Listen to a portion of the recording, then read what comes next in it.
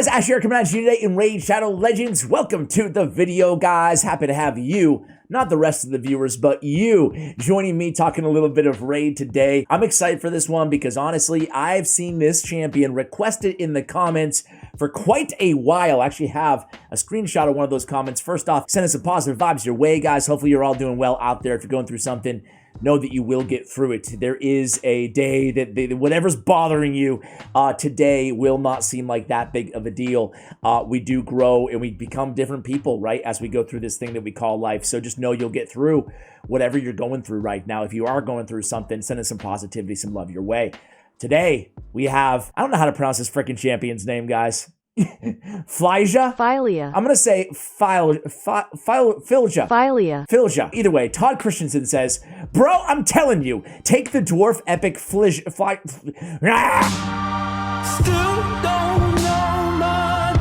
Fylja. Take the epic dwarf Fylja, build her for damage, and then give me a shout out when you make the video talking about how you've been sleeping on this absolute beast. Well, Todd Christensen, I'm going to wait for your shout out until we actually try this champion out, okay? But Jeremiah R says, I have her and I agree she's underappreciated. We have Agent Hellion says, I just got her and built her for what? Crit damage? Well, we'll tell you about that. We'll tell you about that, Agent Hellion. She single-handedly, says Milo, carried me through faction wars in some arenas. And then we have Todd says, yeah, crit damage. I wish I had her a month ago. I would have 5-starred her, a soul for her. Oh! Zoomy at the bottom. He wished he had known this a month ago. Sorry. He had a 5-star, stole a soul for her, and it sounds like he sold it. Okay, fine. Todd Christensen, I'm giving you props, man. I already played around with her and actually really like this champion. So let's go ahead and take a look at what makes Fylja so special here. Let's take a look at her A1 first. Attacks one enemy 2 times, destroys the target's max HP by 10% of the damage inflicted, cannot destroy a single target's max HP more than 50%. The multipliers on this are 1.7 attack, making it pretty strong because it's a 2-time hitter, okay? So a really strong A1 ability, good for Scarab King because of that reduction of the target's max HP. On the A2, Crushing Eternity. This has a 6.5 multiplier. That is really strong, especially for an epic champion. It's on a 4-turn cooldown. It has a 100% chance of fully depleting the target's turn meter. Obviously, this is predicated on accuracy, but 100% turn meter reduction, not too shabby. On the A3, it's Righteous Evocation. It's a 3-turn cooldown here, attacks all enemies, fills this champion's turn meter by 15%, and heals them by 15% of the damage inflicted if this attack is critical. Now, I want to get back to this in just a moment here because I read it wrong and maybe some of you guys did too in the beginning. But I'm not done yet. Boon Chant passive. If this champion has 2 or fewer buffs at the start of each turn, places increase attack big version and increase crit damage big version on this champion for 1 turn. No cooldown on that ability, so you can use it, well, every single turn. So really cool passive here to make sure that she's getting maximum damage, maximum carnage, if you will, on every single one of her nukes, provided she's not set up with a bunch of buffs to start things out with, okay? Even so, she has good multipliers in her kit. Now, before I show you her masteries, her build, and all that good stuff, I misread that A3 ability. The A3, by the way, multipliers of 3.5, so not too bad, not insane, but not bad, right? So remember the verbiage here, guys, on the A3. It was fill his champion's turn meter by 15% and heals him by 15% of the damage inflicted if the attack is critical. Now, I read that as against, 15% straight up if the attack is critical, you get that turn meter fill. But it's really for every hit, for every target attacked. So here we are in Spider, and this is most notable in Dark Fae, right? A great ability, and you'll see she started out with increased crit damage, increased attack percentage, excuse me, and then Righteous Evocation. Here we go. Boom, and look at this, look at boost turn meter to fill, and she gets back-to-back turns. Because it's every single critical hit will give you that 15% heal and that 15% turn meter fill. So again, this is noteworthy, not just in the arena, because you're basically getting a lot of that turn meter back, potentially again 60% turn meter, hitting every single opponent. That's going to be that turn meter boost off of that A3, which is really nice, right?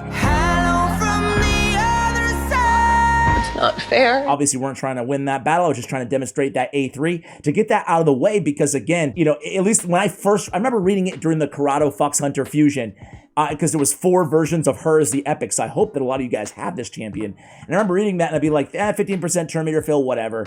But it's for every single critical hit, okay? Well, I'm getting ahead of myself going into the arena. So I think that using her as a dungeon nuker with that turn meter fill and the turn meter depletion against bosses that are susceptible to turn meter depletion, she has a double hit on the A1, so you can use her against Fire Knight, come in with a turn meter reduction on the A2. You could use her against Ice Golem as well, right? You could use her in Faction Wars for sure, right? Great against the red boss, the final dungeon boss of the Faction Wars, right? So a lot of use case on this champion, really, guys. And Dark Fae and Scarab King because of that A1. I keep going back to the arena. What is wrong with you, Ash?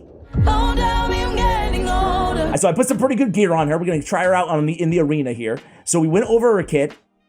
Masteries, I have her in an arena nuker build because honestly, I talked about all the areas you can use her. There's only really going to be 1 or 2 differences that we make depending on if we're using her in PvE or PvP, in the arena or anywhere and everywhere else. And that would be, I probably want to go War Master for, if you're just gonna use her in dungeons and not as your arena nuker. However, you can still get by just fine with Helm Smasher, especially against waves, Doom Tower, areas like that. She's great against Doom Tower floors and waves as well. So again, I forget your first name, but Christensen. You're getting too old for this. Props to you, man. You found a real sleeper here. I really truly believe that. So you can change these up a little bit if you want to. You don't have to though. The other change would be, well, we'll get to that in a moment here. It's going to be on our boots. But obviously, Ruthless Ambush, I've said this every video, but I'm going to keep repeating it because it's so important for your arena nuker to pick up Ruthless Ambush, to pick up Opportunist, because we're going to have her on the same team as Cornelia, setting up with a sleep debuff, okay? So getting an extra 12% damage if they're under sleep is going to be fantastic. And of course, as always, bring it down. Increased damage inflicted by 6% when attacking targets with higher max HP. That's really good. You add that 6% on the first hit and the 8%, and then you add the 12% on the Opportunist. We're really stacking up our damage and going with Helm Smasher to ignore defense, okay? We're also trying to ignore more defense off of this Savage set. Are they ever going to fix this bug where the set icons don't appear right away? Tomorrow. Why you can't just say you can go right now? Crit damage in Savage. We're prioritizing attack, just loading as much attack as we can on her, getting that crit rate up to 100%, and then as much crit damage as we can possibly add on this champion. For that reason, we're going crit damage on the gauntlets. I got some extra attack there as well. We went with attack percentage on the chest, and we went for the attack percentage on the boots. Now, I prefer right now in the arena running a CC champion such as an Archmage helmet, a Sill of the Drakes with the stuns, or better yet, a Cornelia or a Prince Kymar with the sleeps ahead of my nuker. That way I can run my nuker slower. If you don't have those champions or you don't like that strategy, just go with speed on the boots. If I was going just in PvE, in just regular dungeons, I would definitely put speed on the boots and sacrifice some of that attack, okay? So, but hey man, I ascended these boots, got attack percentage. I ascended the gauntlets, I got attack percentage. Call me lucky, but yeah, why not? We're scaling up that attack percentage. So her total stats here are gonna be 52, 92 on the attack. Odds are, especially without those ascension stats, you're not going to get that nearly this high, but it's okay. She still deals really solid damage, okay? On the banner, we went with accuracy. Can go attack there as well, obviously, but I wanted to get some value out of that A2 ability and that turn meter reduction. The nice thing is the turn meter fail or anything like that, it's not stealing anything, so you don't need accuracy for it on the A3. You do, however, need accuracy for the Crushing Eternity on the A2. So if you want to get value out of this, you're going to need to build some accuracy on this champion. The best place is as substats on the amulet or as the main stat on the banner. So of course, if you just wanted to get nukage out of her and you didn't care about that turn meter depletion on the A2, you could just go with attack as well as the main stat on your banner. But I went with accuracy as a substat here on the amulet, and I went with accuracy, as a main stat there. Attack with a couple attack rolls there on the ring. And again, because I have crit damage on those gauntlets, I'm looking for crit rate anywhere I can possibly get it in all the other artifacts. Crit rate and crit damage, both of them together, even better, okay? So those are the total stats. That is the build of this champion. I love Savage on her. I love Lethal on her. Crit damage is nice, but you can go Perception as well. Get a little extra speed on this champion and get that extra 40 accuracy as well. You can go Cruel. There's a number of different directions you can go with that last set, or just go with just random artifacts to get the stats that you need, aka 100% crit rate. All right, guys, so here we are in the arena. Now, listen, I talked about all the other areas you can use this champion. Unfortunately, the Doom Tower rotation right now does not have Dark Fae, does not have Scarab King, so I cannot show you those examples. And really, it's fairly simple. As I mentioned, I would probably swap out those attack percentage boots for speed boots and then just run her as is. There is one important note though that I want to make to you guys, and that is on the team setup on this champion, it would probably behoove you in most situations, unless you really want that turn meter depletion, you know? Again, turn meter against a boss, for example, against Dark Fae or something like that, but even against Dark Fae, I really want that turn meter fill too. Either way, guys, no matter what you want, she is going to want to AI into, if you leave her to her own devices, into that A2, she's want to go ahead and deplete the target's turn meter.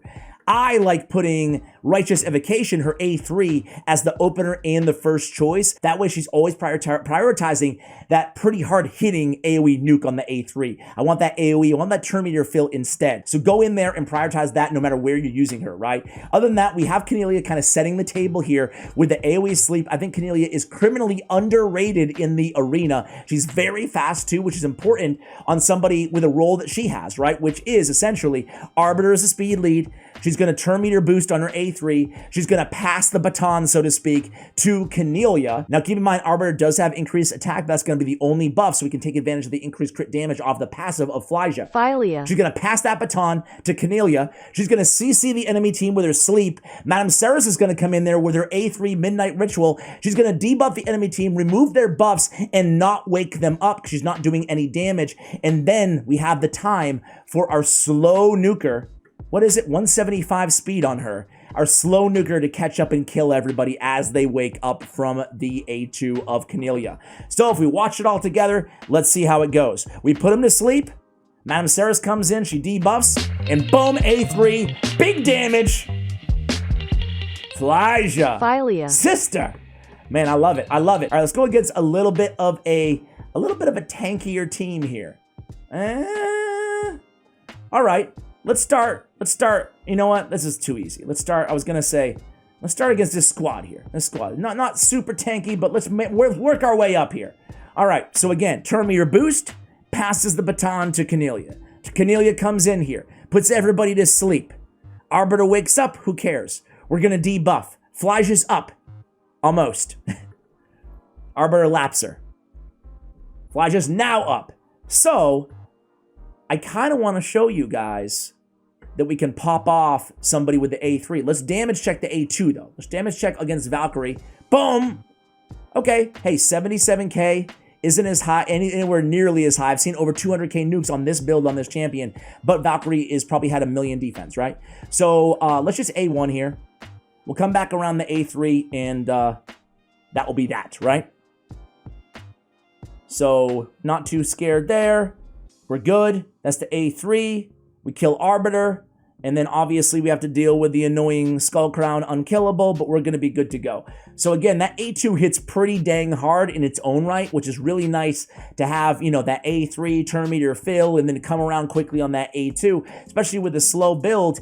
It's not as relevant or dangerous with a slow build on this champion as it may otherwise be on some teams. Why? Because we're getting all that turn meter fill anyway off of that A3 ability, right? So the slow speed is somewhat mitigated. All right, let's go against this squad. They got a Magnar. They got a Silva Drakes. What's up, Silva Drakes? I'm a pimp slap you. Put them all to sleep. Rinse and repeat, right? Debuff, A3, 100k plus to every single enemy. All right, let's face one of these trickier teams here, guys. Here we go. It's going to be a Lydia, so we're not going to be able to revive against this squad here. And they have an extra 100 resist, so they might resist my debuffs. So we'll just see what happens here. Zoom out. Turn meter boost, increase attack, pass it off. Let's see. Okay, sleep, sleep, sleep. It actually worked out pretty well. Let's go ahead and debuff here as well. Fylja, you're almost up. Now you're up. So I could do the same move, guys. I could just come in and see if we can one-shot their reviver. Let's do it. Boom! Oh, 121,000 damage. How much was it? Why did I put her to sleep? I have no idea. Why did I just do that? Okay, guys, nothing to see here. All right, let's come in with the A2. I just put her to sleep. We're not trying to showcase her when she's asleep. It's okay, though, because she is woken up, which is really, really good. We want her to be woken up there. I mean, I meant to do that, guys. I meant to do that. There she goes, kills everybody. Easy peasy, man. I really like this champion. She hits like a truck. All right, you know what? Let's try to go against the 405k power Cupidus, Venus, Mithrala, and Duchess team. Let's try with our pathetic epic only. Well, actually, screw that. It's a 3 out of 4 epics. My bad. All right, so Stoneskin. Awesome. Not a good start here, ladies and gentlemen. Obviously, sleep is not going to work here. Well, if I put it on Fylja, I'll get the turn meter fill, but I don't care about that. I'm just going to A1 here. I don't know. I'm just going to A1. All right. So I'm so scared of Cupidus. We don't remove any of these stone skins either. Not one. And I can't attack with any AoEs here because Cupidus will smoke me.